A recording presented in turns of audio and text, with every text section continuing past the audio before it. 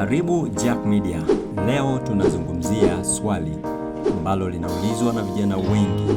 Kwa nini JWTZ hawaondoi kigezo cha JKT? Hebu tuingie kwa undani. Kila mwaka vijana wengi hujiuliza kwa nini huwezi kujiunga moja kwa moja JWTZ bila kupitia JKT. Wengine husema ni ngumu, wengine huona kama JKT si lazima. Lakini je, ni kweli? Kwa nini JWTZ wanaendelea kushikilia kigezo hicho? Sababu kuu ni hizi hapa. Moja ni maandalizi ya kijeshi na nidhamu.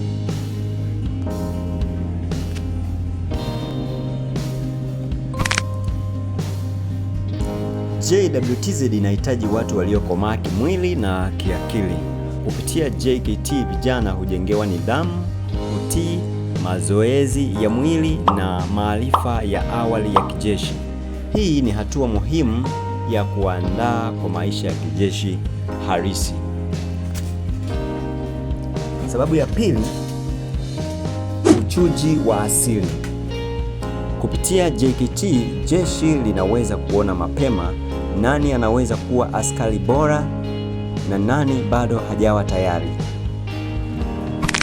JKT inatoa nafasi ya tathmini ya afya, tabia, uwezo wa mwili na akili kabla ya mtu kupewa silaha au kuaminika na majukumu ya ulinzi wa kitaifa. Sababu ya tatu ni kupunguza msongamano JWTZ. Fikiria kama kila mtu angeomba JWTZ moja kwa moja, hakungekuwa na nafasi wala utaratibu wa kuwachuja wote. JKT inafanya kazi kama kiwanda cha awali na walio tayari ndio wanaoruhusiwa kuendelea JWTZ.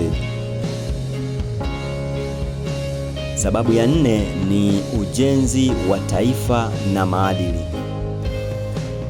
JKT si kwa ajili ya jeshi pekee, ni sehemu ya kuwalea vijana wa Kitanzania kuwa wazalendo, wenye moyo wa kuchapa kazi na kushiriki katika maendeleo ya taifa, hata kama hawatakuwa wanajeshi. Kwa hiyo kigezo cha JKT kwa JWTZ si kubana watu, ni kuchuja, kulea na kuandaa kizazi cha askari bora wenye uzalendo na maadili. Hii ndiyo sababu JWTZ haiwezi kupokea mtu yeyote bila kupitia JKT. Je, wewe una maoni gani kuhusu hili? Tuandikie hapo chini. Usisahau kulike, kushare na kusubscribe kwa habari zaidi kama hizi. Jack Media TZ, tunasema yale usiyoulizwa.